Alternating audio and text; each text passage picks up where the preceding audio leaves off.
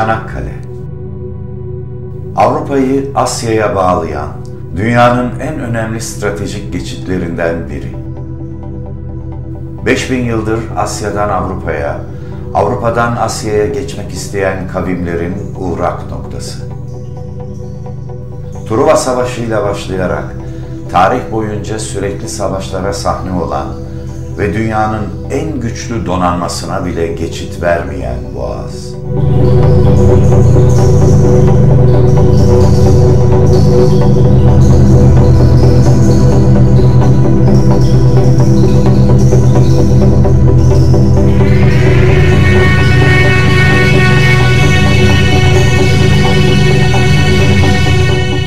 Temmuz 1914'te başlayarak 4 yıl boyunca en kanlı mücadelelerin verildiği Birinci Dünya Savaşı ve en can alıcı çarpışmaların mekanı Çanakkale.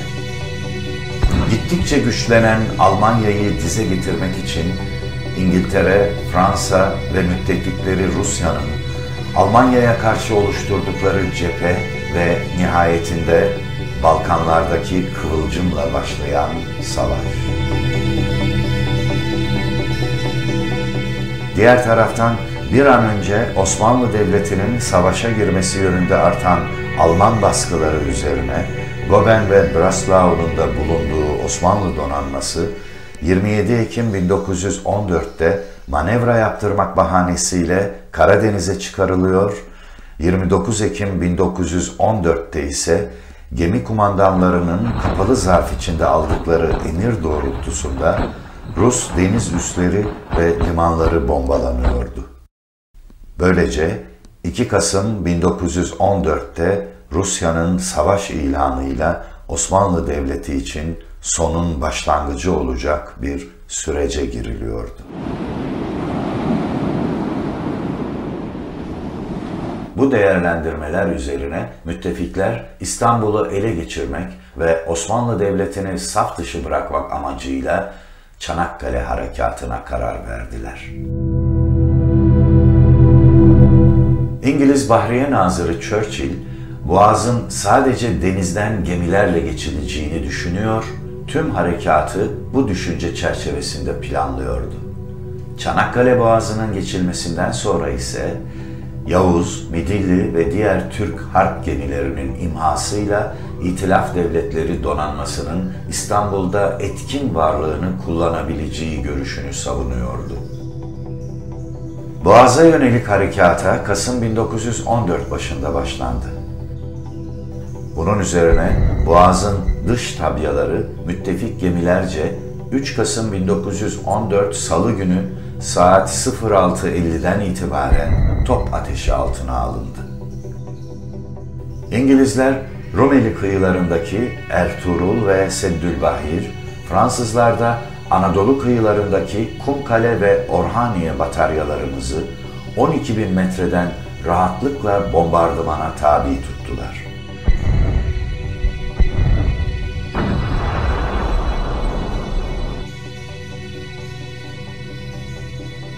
Müttefikler denizaltıların da desteğini alarak deniz harekatını genişletmeye başladılar.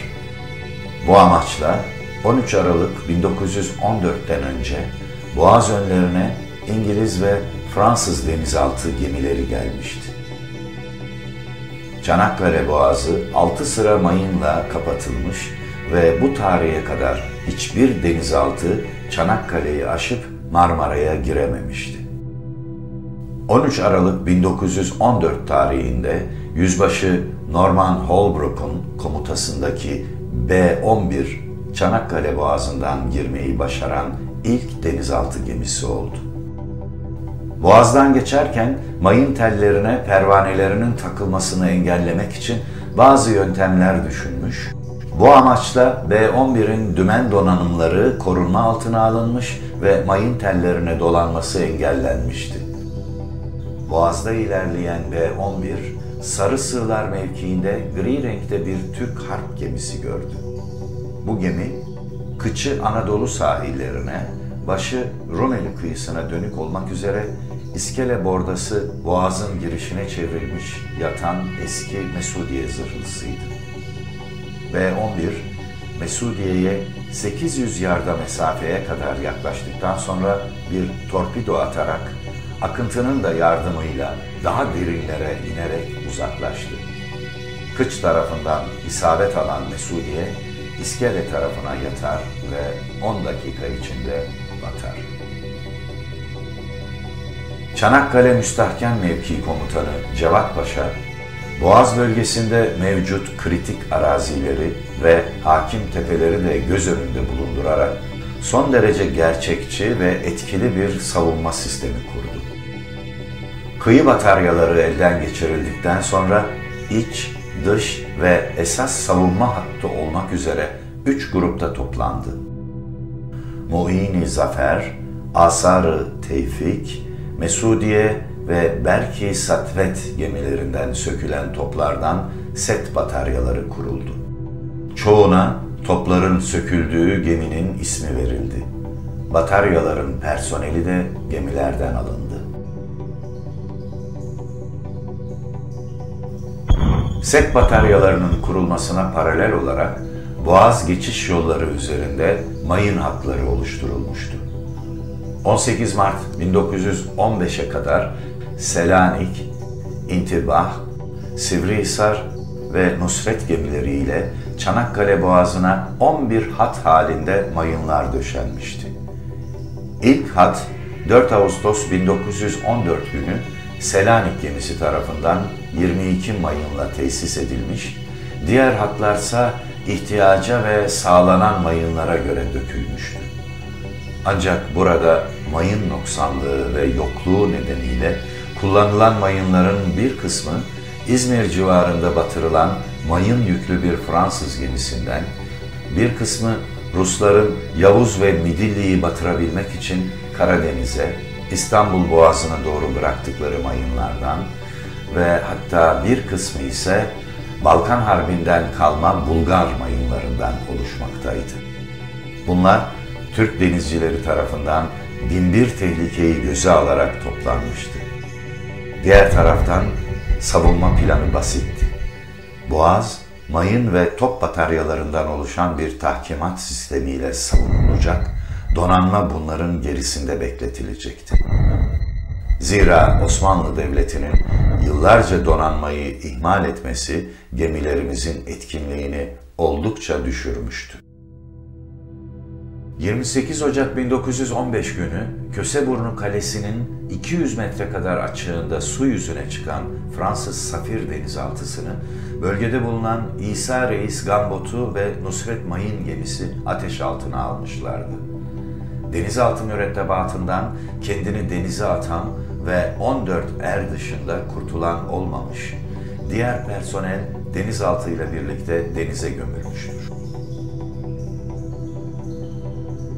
Diğer bir Fransız denizaltısı Jules ise 1 Mayıs 1915 günü Marmara Denizi'ne girmeye teşebbüs ettiği sırada dış maniyada mayına çarparak batar.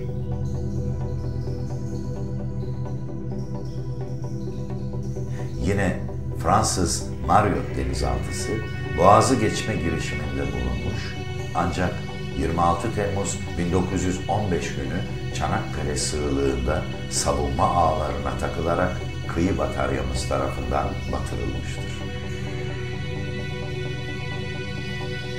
Boğaz önlerinde batan ya da batırılan Fransız denizaltılarından başka İngiliz denizaltıları da vardı. Bunlardan biri de E-7 idi. 4 Eylül 1915'te Boğaz'dan içeri girmekte olan E-7 denizaltısı, Nara yakınlarında ağa takılarak su yüzüne çıkmaya mecbur olmuş, denizin üstüne çıkmasından birkaç dakika sonra ise batmıştır.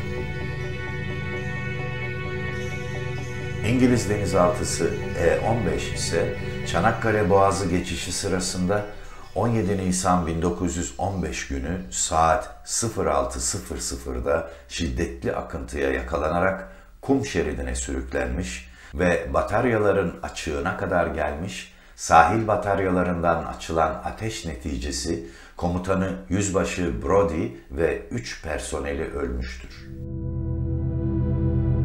Diğer taraftan Yavuz gemimize saldırıda bulunmak için Boğaz'dan içeri giren E-14 denizaltısı 28 Ocak 1918 günü Nara'da ağlara takılmış, sualtı bombalarıyla yüzeye çıkması sağlanan denizaltı geri çekilirken Kumkale civarında top ateşiyle batırılmıştır. Mürettebatından sadece 5 kişinin kurtulduğu, 27 kişinin öldüğü E-14 enkazı henüz bulunamamıştır. Nara'da denizaltılara karşı oluşturulan mania hattı, savaş süresince işlevini başarılı bir şekilde yerine getirmiştir.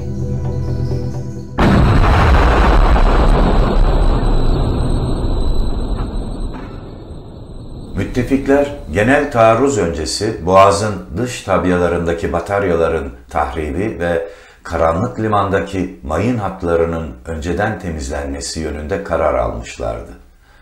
Bu amaçla Limna Adası'nda üstlenen 17 zırhlıdan oluşan İngiliz-Fransız filosu 19 ve 25 Şubat 1915 tarihlerinde Seddülbahir, Ertuğrul, Orhaniye bataryalarını yoğun bir bombardımana tabi tuttular. 19 Şubat'tan 17 Mart'a kadar geçen sürede İtilaf Devletleri Donanması çeşitli zamanlarda şiddetli bombardımanlarını sürdürdü. Elde ettikleri neticeler ve Kumkale ile Seddülbahir tabyalarına yaptıkları çıkarma harekatı başarı için ümitlerini oldukça arttırdı. Boğaz'da 10 Kasım 1914 tarihinde 6 mayın hattı varken 26 Şubat 1915 itibarıyla mayın hattı sayısı 10'a yükseltildi. Sayıca az olduğundan geniş aralıklarla dökülen mayınlarsa tesir bakımından amaca uygun değildi. Diğer taraftan daha etkili tesir için serseri mayınların kullanılması düşünülmüş, bunların büyük kısmı Kepez, Soğanlıdere, Havuzlar Deresi mıntıkasına bırakılmıştı. Ayrıca İngiliz mayın tarama gemilerinin temizlediği sahaların da yeniden mayınlanmasına çalışılıyordu. Elde çok az mayın vardı ve mevcut mayınların en tesirli şekilde kullanılması gerekiyordu. Yapılan dikkatli gözlemlerin neticesinde düşmanın Boğaz içindeki bombardıman sonrasında özellikle Erenköy koyunda dönüş manevrası yaptığı tespit edilmiş, söz konusu mayınların bu manevra sahasına kıyıya paralel ancak manevra hattına dik olarak yerleştirilmesi kararlaştırılmıştı. Tüm masrafı Osmanlı Donanma Cemiyetince karşılanan 26 mayın Selanik gemisiyle İstanbul'dan Çanakkale'ye getirilmiş ve Nusret Mayın gemisinin güvertesine yüklenmişti. 360 tonluk bu mütevazı tekne, güçlükle elde edilen ve bu son 26 mayını 100'er metre aralıklarla 11. hat olarak Erenköy'de tespit edilen müttefik gemilerin manevra sahasına dökmekle görevlendirilmişti. 7 Mart 1915 sabahı.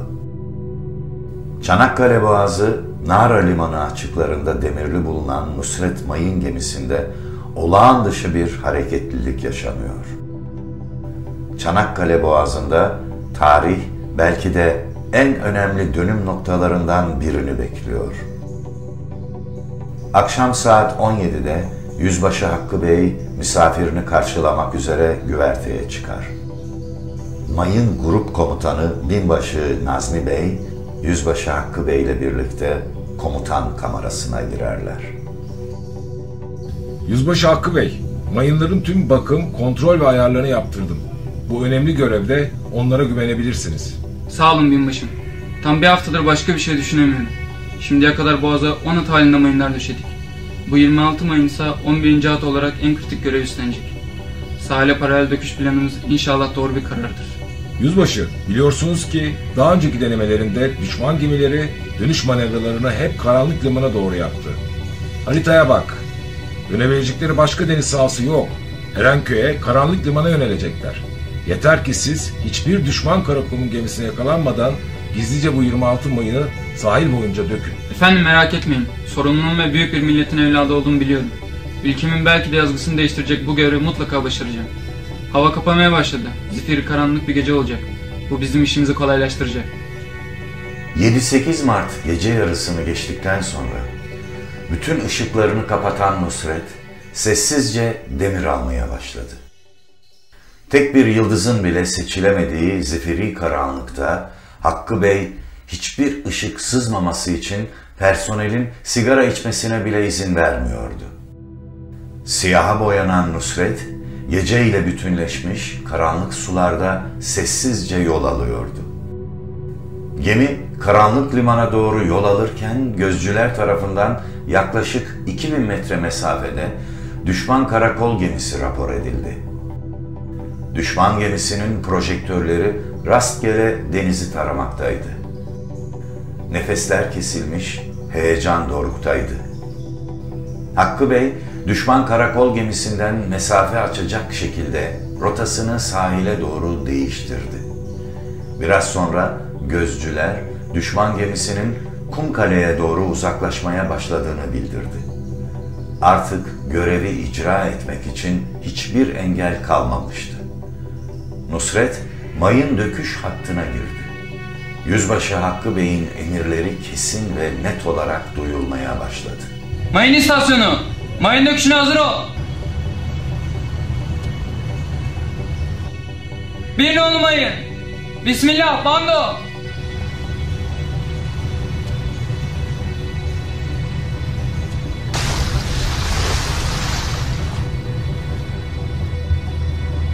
Bir nolu mayın atıldı. Durum normal.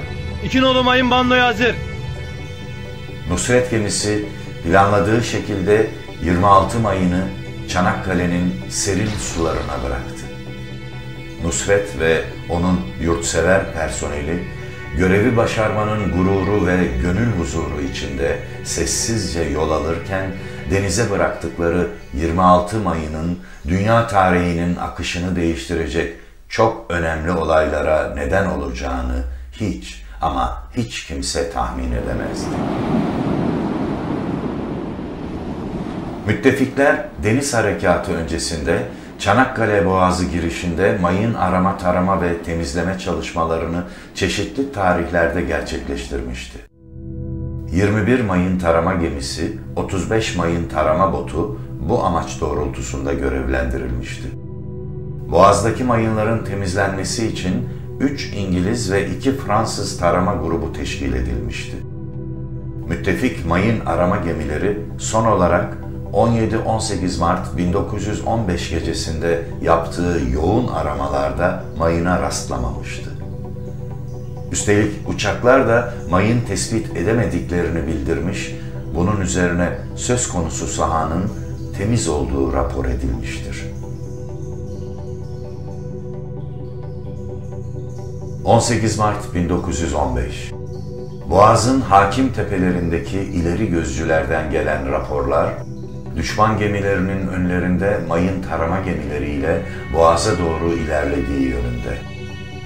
3 hat halinde teşkilatlanan çağının en modern savaş gemileri yavaş yavaş Boğaz önlerinde belirmeye başladı.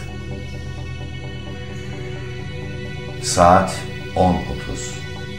Queen Elizabeth, Agamemnon, Lord Nelson ve Inflexible İngiliz savaş gemileri Boğaz'dan içeri girmeye başladı.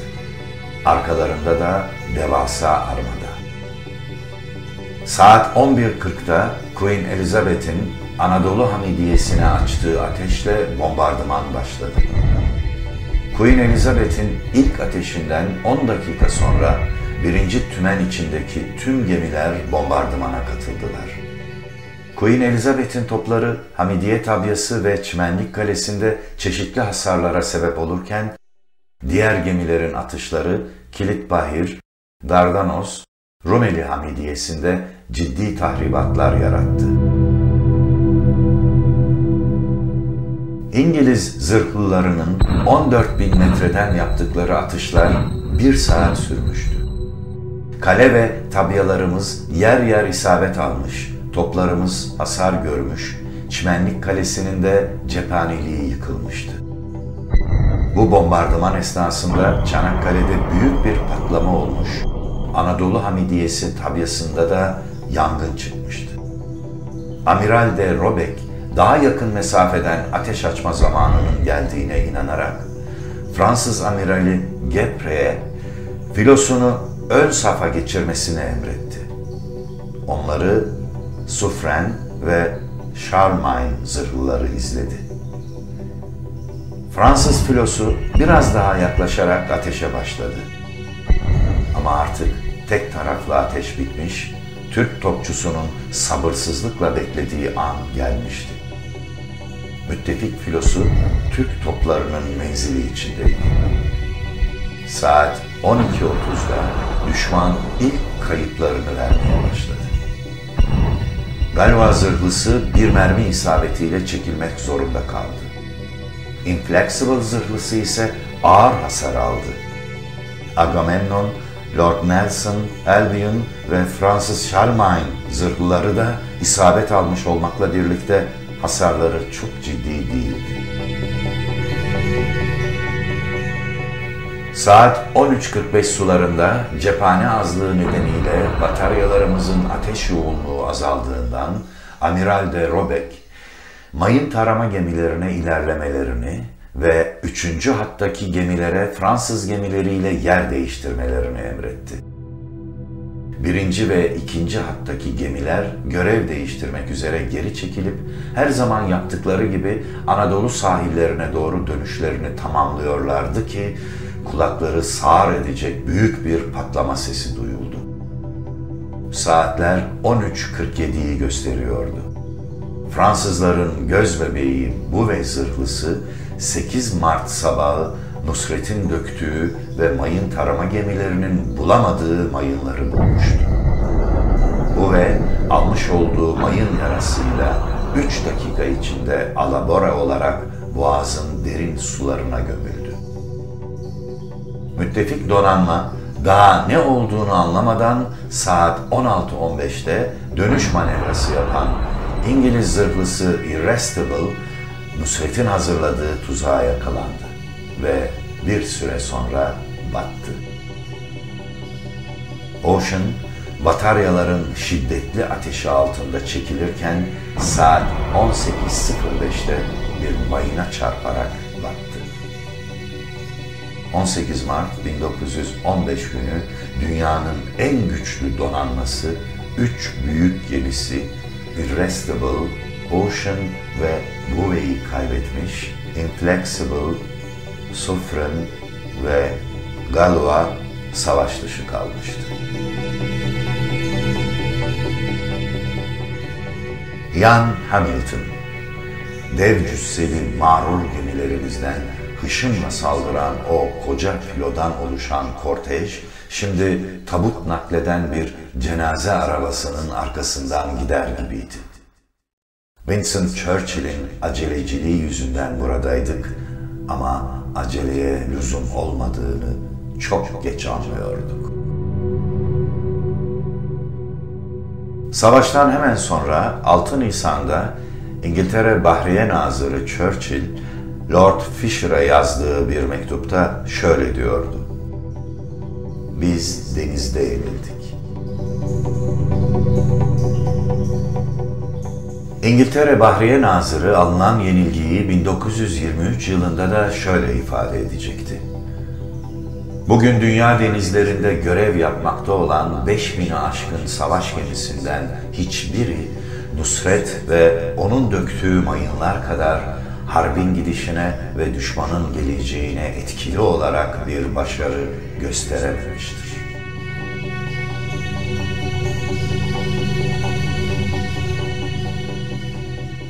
Osmanlı donanmasının ilk başarılı harekatı, Osmanlı torpido botu Sultanhisar'ın Nara'daki A manialarını aşmayı başaran Avustralya denizaltısı AE-2 Karaburun açıklarında batırması olmuştu. 30 Nisan 1915 günü Sultanhisar Karaburun hizalarındayken uzak mesafede AE-2 denizaltısını tespit etti. torpido bot derhal istikametini değiştirerek hücuma kalktı. Saat 08:20'de torpido bot küçük topuyla ateşe başladı. Saat 08:40'da AE-2 2000 metre mesafede periskobunu sürdü. Periskobunu ikinci kez sürüşünde Sultanhisar'a torpidosunu atmış, ancak Sultanhisar bir manevrayla torpidodan sakınmayı başardı. AE-2 saat 09:45'te periskop umkuna gelirken kulesi gözükecek şekilde su yüzüne çıktı. Sultanhisar bunun üzerine denizaltıyı mahmuzlamak suretiyle batırmak istedi. Ancak aldığı isabetlerden tekrar su altına dalamayacağını anlayan AE-2 teslim oldu. 32 kişilik personeli Sultanhisar'a alınırken AE-2 denizaltısı batırılır. 12 Mayıs 1915 tarihinde Goliath Morta açığına, Cornwallis ise onun kıç tarafına demirlemişti. Çanakkale Boğazı'nda yatan İngiliz gemilerinin etrafında çelik tel torpido ağı bulunmamaktaydı. Bunu fırsat bilen Muaveneti Milliye muhribi bu gemilere karşı bir torpido taarruzu planlamıştı. 12-13 Mayıs gecesi saat 00:30'da demir alan muavenet 8 mil hızla Rumeli kıyısı boyunca seyire devam etti. 15 dakika sonra 800 metre mesafede karşılaşılan müttefik karakol gemileri muaveneti karanlıkta fark etmemişti. Saat 01:00'da tam pruvasında Eskihisarlık'ta bulunan Goliath ve Cornwallis zırhlıları görülmüştü. Torpido kovanları sancak tarafa çevrilmiş olan muavenet seyre devam etti. Goliath'ın ışıldakla parola sorması üzerine aynen karşılık veren gemi saat 01:10'da 300 metre yanaştı ve saat 01:12 sularında takriben 200-300 metre açıktan 15 saniye zarfında birbirini takip eden 3 torpidoyu Goliath'a fırlattı. Torpidoların biri komuta köprüsü, ikincisi başbacağı altına ve üçüncüsü de kıç tarafına isabet etmişti. Şiddetli infilaklarla sarsılan gemi kısa bir süre içinde batar ve 750 personelinden gemi komutanı dahil 570'i yaşamını yitirir. Bu arada Alman Deniz Kuvvetleri'nin direktifleriyle Alman denizaltılarının Çanakkale bölgesine gelerek müttefik filoya karşı saldırılar yapması planlanmıştı. Bu anlamda ilk girişim İskoçya açıklarından hareketle Akdeniz'e giren U-21'den gelmişti. Avusturya'dan yakıt ikmali yapan U-21, Boğaz'a gelerek kara muharebelerine destek görevi alan İngiliz zırhlısı Triumph'u 25 Mayıs 1915 günü Kabatepe açıklarında torpillemeyi başarmıştı. Bordasından aldığı yara koca geminin 8 dakika içinde batmasına neden olmuştur. U-21 harekatına devam etmiş ve 27 Mayıs 1915 günü kara muharebelerinde destek görevi alan Majestik zırhlısını Seddülbahir önlerinde saat 06:40'da torpillemişti. Derinliğin az olması nedeniyle omurgasının bir bölümü su üstünde kalacak şekilde gemi kum bankına oturmuş ve terk edilmek zorunda kalmıştı. Bu iki olay müttefiklerin Alman denizaltılarına karşı torpido botlarla önlem almalarına neden olmuş ve Alman denizaltıları bu tarihten sonra yalnızca bir nakliye gemisi batırabilmişlerdi. Alman denizaltılarının faaliyetlerinin azaldığı dönemde müttefik denizaltıları da Marmara Denizi'ne sızma teşebbüslerine girişmişlerdi. İngiliz denizaltısı E-11, 8 Ağustos 1915 tarihinde Nara'daki ağ manialarını aşmayı başarmıştı. Gelibolu Doğan Arslan arasında Osmanlı Kara Kuvvetlerine en direkt atış yapmak suretiyle yardım eden Osmanlı zırhlısı Barbaros'u görmüştü. E-11 saat 05.00'da Bolayır açıklarında attığı bir torpido ile Barbaros'u Başkazan dairesinden vurur ve gemi kısa süre içinde sancak tarafa alabora olarak batar.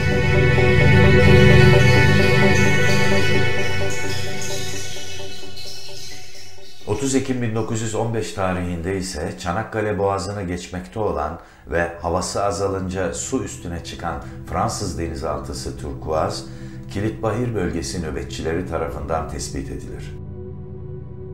Su üzerinde kulesi görünen denizaltıya yapılan top atışları sonucunda Müstecip Onbaşı tarafından Akbaş mevkiinde periskobundan vurulan ve karaya oturan Turkuaz tekrar dalışa geçemez. 28 mürettebatı, silah ve teçhizatıyla birlikte teslim olan gemiye özel bir törenle Müstecip Onbaşı adı verilir. Dünya denizcilik tarihinde periskobundan vurularak ele geçirilen belki de tek denizaltı Turkuaz'dır.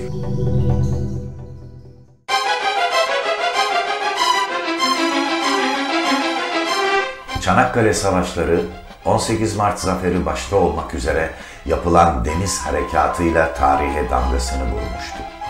Mehmetçik, 18 Mart günü dünyanın en güçlü donanmasını hezimete uğratmış ve Çanakkale geçilmez diyerek düşmanı Çanakkale Boğazı'ndan içeri almamıştı.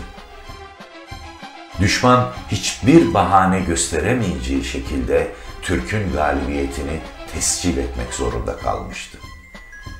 Tam 1 milyon gencin yaşamını etkileyen bu savaşlar sırasında yüz binler hayatlarının baharını 1915 yılında söndürdüler. 8,5 ay süren savaşta Türkler on binlerce şehit vermişlerdi. En genç beyinlerini, en yetenekli subaylarını, 1895 kuşağının bütün aydınlarını Gelibolu'da yitirmişti. Savaşın belki de kaderini belirleyen deniz harekatıyla ilgili olarak Mustafa Kemal, yıllar sonra Truva kalıntılarının önünde Alman profesör Ernst Jacke şunları söyleyecekti. Biz orada İngiliz-Fransız donanmasını boğazın dışında tuttuk ve onların müttefikleri Rusya ile irtibat kurmalarını önledik. Rusya böylece çökmüş oldu. Ama neticede biz de yıkıldık. Siz Almanlar İngiliz boğazından, biz Türkler de bu boğazdan çıkmadıkça çökmeye mahkumuz. Zaferi, denizi kontrol altında tutan, ihtiyacı olan maddeleri ihtiyacı olduğu zaman istediği yere nakledebilen ülke kazanır. Rehberimiz, ufuklara koşuyoruz. Yüreğimiz bayrak açtı, yarlara uçuyoruz.